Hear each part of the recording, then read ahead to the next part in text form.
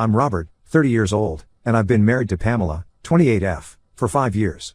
We met during our sophomore year of college at a mutual friend's party. Pamela was studying marketing, and I was knee-deep in computer science. We hit it off immediately, bonding over our shared love for old sci-fi movies and terrible puns. Pamela was always the life of the party, outgoing and charismatic, while I was more of an introvert. But somehow, we balanced each other out perfectly. She pushed me out of my comfort zone, and I helped ground her when she got too caught up in the moment.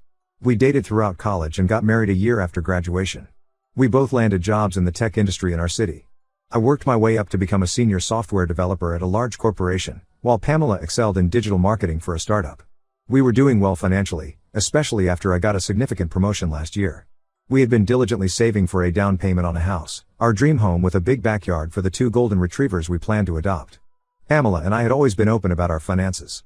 We had a joint account for household expenses and savings, but we also maintained separate accounts for personal spending. It was a system that worked well for us, allowing us financial independence while still working towards our shared goals. About 3 months ago, Pamela came home from work looking upset. When I asked what was wrong, she burst into tears. Between sobs, she told me that her sister, Amy, 32F, had been diagnosed with a rare form of cancer. The treatment was experimental and incredibly expensive, not covered by insurance. Pamela was devastated.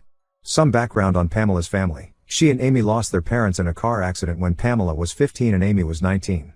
Amy had essentially raised Pamela after that, putting her own college plans on hold to ensure Pamela could finish high school and go to college. They've always been incredibly close, more like mother and daughter than sisters. Hearing about Amy's diagnosis, I didn't hesitate. I told Pamela we could use our savings to help Amy. It was a lot of money, $90,000 to be exact, but Amy was family. She had been there for Pamela when no one else was, and now it was our turn to be there for her. Pamela was incredibly grateful, thanking me over and over. She said she'd handle everything, transferring the money, dealing with the hospital, all the paperwork.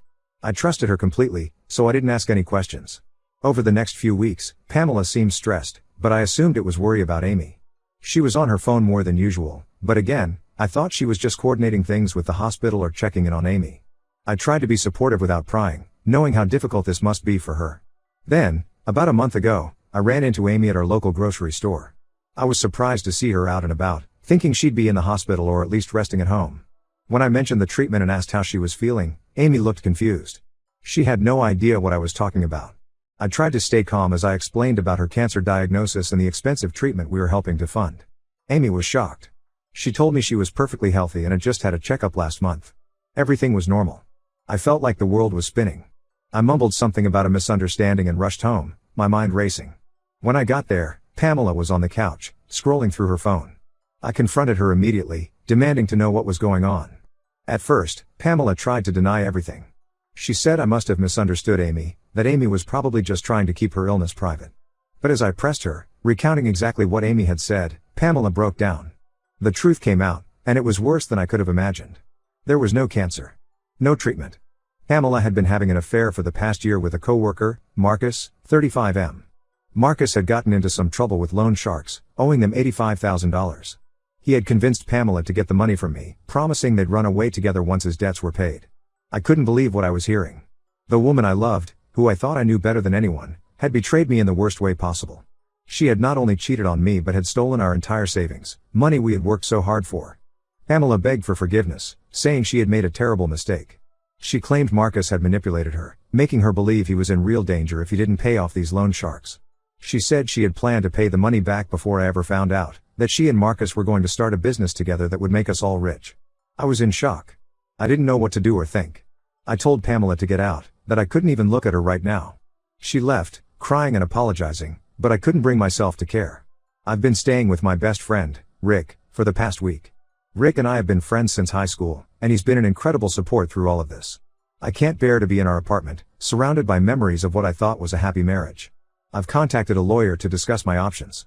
The lawyer says that because Pamela and I had joint accounts, it might be difficult to prove theft in a legal sense. However, we might have a case for fraud, especially if we can prove that Pamela used deception to get me to agree to transfer the money.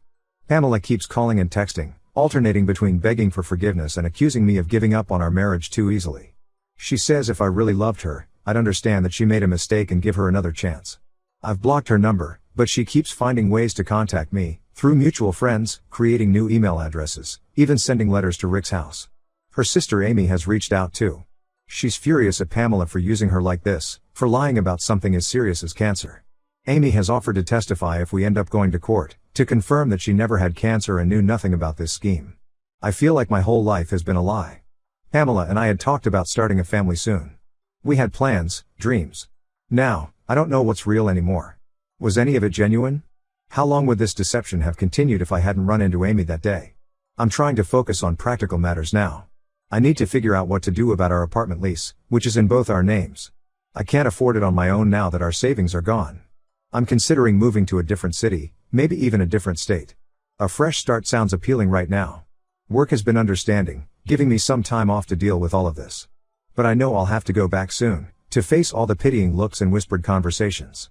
News of our separation has already spread through our social circle, and I'm dreading the inevitable questions and unsolicited advice. I'm also worried about the long-term impact of this. My credit score will likely take a hit. Our dreams of buying a house anytime soon are gone.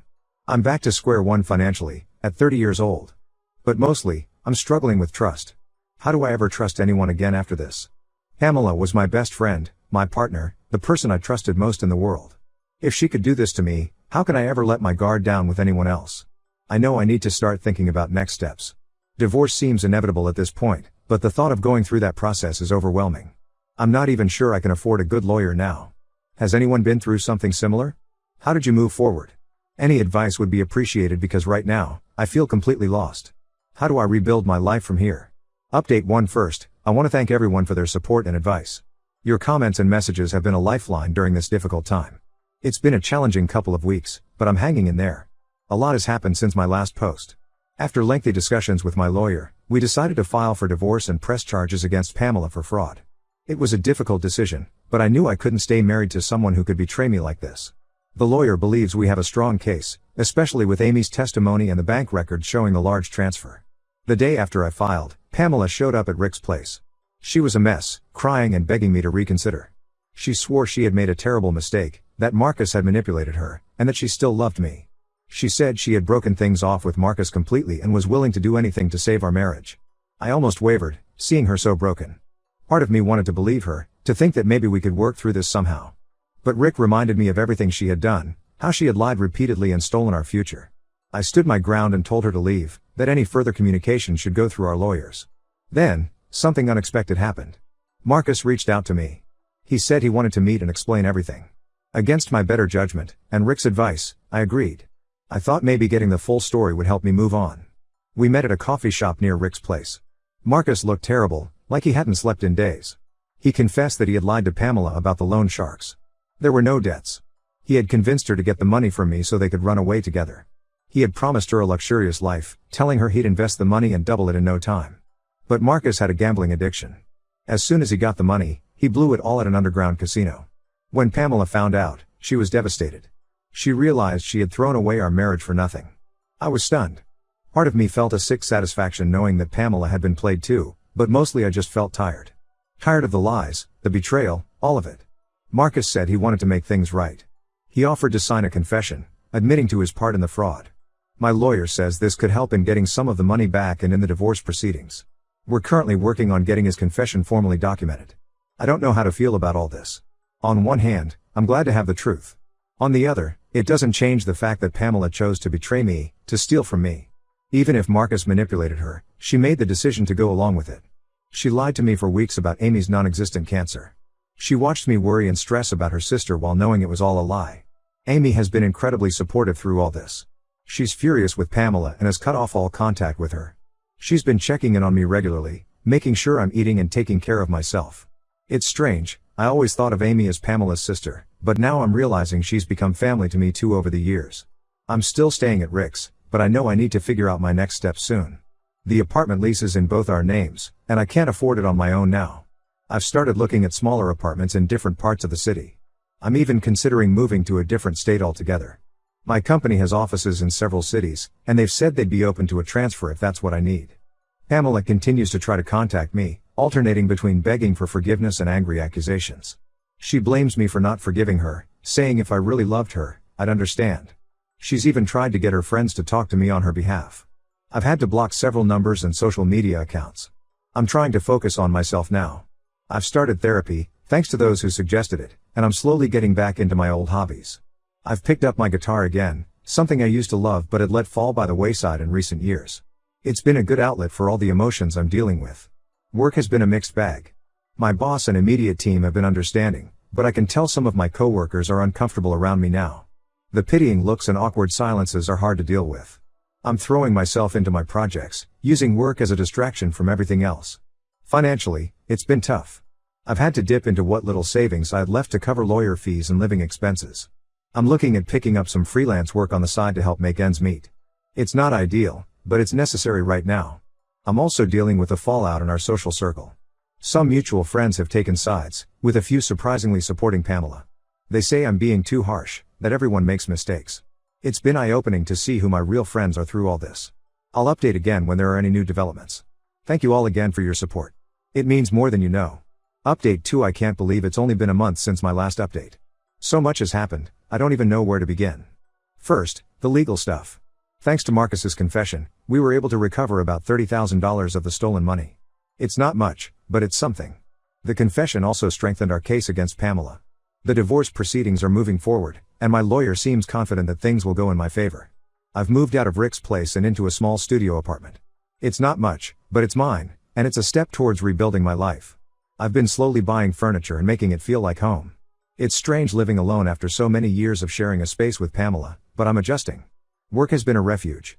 I've thrown myself into my projects, even taking on extra responsibilities. My boss has noticed and hinted at a possible promotion in the near future.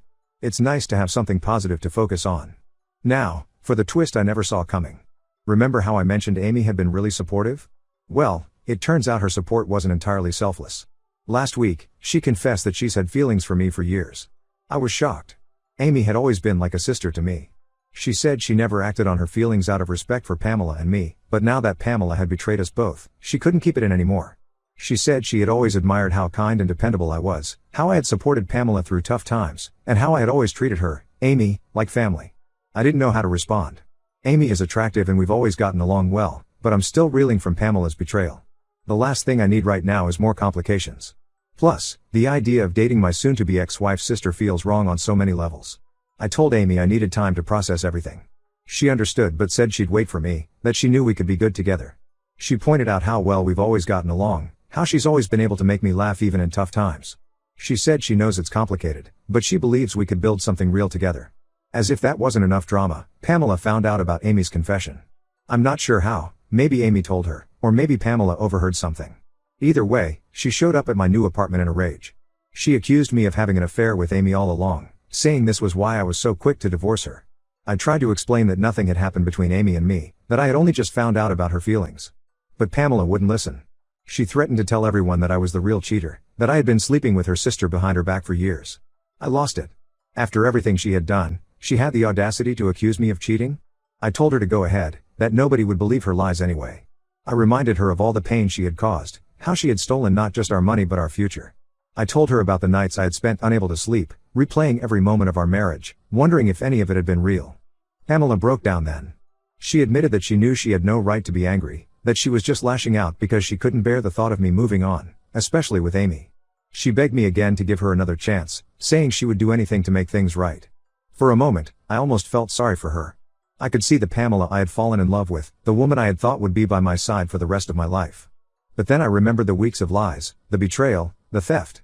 I told her firmly that we were over, that she needed to accept it and move on. After Pamela left, I sat down and really thought about everything. I realized I'm not ready for any kind of relationship right now, not with Amy or anyone else. I need time to heal, to figure out who I'm outside of my marriage. I need to learn to trust again, and that's not going to happen overnight. I called Amy and explained this to her. I told her I valued her friendship and support, but that I couldn't offer her anything more right now. She was disappointed but said she understood. She promised to give me space but said she'd be there if I ever changed my mind. So here I am, still piecing my life back together. The divorce should be finalized in a few months. I'm focusing on my job and have even started taking a coding class to upgrade my skills. I'm trying to rebuild my savings, setting small financial goals for myself. I've also started volunteering at a local animal shelter on weekends. It's been therapeutic, spending time with dogs and cats who just want love and attention. It's helped me remember that there's still good in the world, even when things seem dark. I've been thinking a lot about trust and forgiveness. I'm not sure I'll ever be able to fully trust Pamela again, but I'm working on not letting her actions poison my view of all relationships. My therapist has been helping me work through these feelings. It's not the life I imagine for myself, but I'm taking it one day at a time. Some days are harder than others, but I'm starting to see a future for myself that doesn't revolve around Pamela or our failed marriage. Thank you all for your continued support. I'll update again when there's more to share.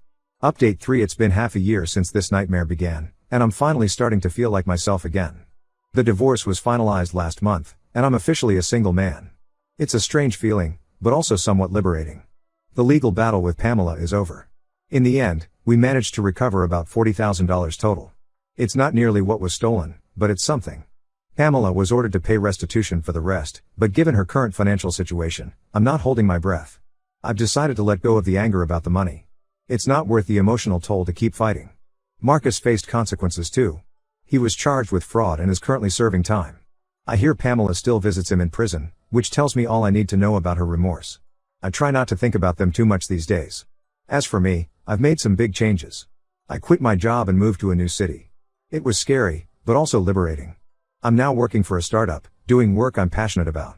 The pay isn't as good as my old job, but the experience is invaluable. I'm learning new skills every day and feeling challenged in ways I haven't in years. The new city has been good for me. I'm far enough away from my old life that I don't have to worry about running into Pamela or dealing with gossiping acquaintances. I've made some new friends through work and a local hiking group I joined. It's nice to meet people who don't know my history, who just know me as I am now. Amy and I have maintained a friendship, but nothing more. We both agreed that pursuing a relationship would be too complicated, given our history. She started dating someone new, and I'm genuinely happy for her. We still talk occasionally, and it's nice to have that connection to my old life without all the baggage. I've started dating too, casually. It's been nice to meet new people without the pressure of a serious relationship. I'm not ready for that yet, but I'm open to the possibility in the future. I'm taking things slow, being upfront about my past and my current emotional state. It's been a good exercise in vulnerability and honesty. I've continued my volunteer work with animal shelters. In fact, I recently adopted a dog, a scruffy mutt named Max, who's become my constant companion. Having him around has helped me feel less lonely and given me a sense of purpose outside of work. Financially, I'm slowly but surely rebuilding my savings. I'm living more modestly than I used to, but I find I don't miss the material things as much as I thought I would. I'm more focused on experiences now, trying new things, exploring my new city, making memories. Pamela still tries to contact me occasionally, usually when she's had too much to drink. She'll send long, rambling emails about how sorry she is, how much she misses me. I've stayed firm in my decision to keep her out of my life. It's not always easy, but I know it's for the best. I hope she gets the help she needs, but that's not my responsibility anymore. Looking back, I can see how naive I was. I trusted blindly, never questioning, never suspecting. It's a hard lesson, but one I needed to learn. I'm more cautious now, but I'm trying not to let this experience make me bitter or untrusting. I'm learning to balance caution with openness, to protect myself without closing myself off completely. My therapist has been a huge help through all of this. We've worked through a lot of the anger and hurt, and now we're focusing on building a positive future. I'm learning to like myself again, to trust my own judgment. I still have bad days sometimes. Days when I miss the life I thought I had, when I'm angry about the years I feel were wasted. But those days are getting fewer and farther between. More often, I'm excited about the future and the possibilities it holds. To anyone going through something similar, hang in there. It gets better. Focus on yourself, surround yourself with good people, and don't be afraid to ask for help when you need it. You're stronger than you think. Thank you all for being there through this journey. Your support and advice have been invaluable. I'm closing this chapter of my life now, looking forward to whatever comes next. Here's to new beginnings and second chances.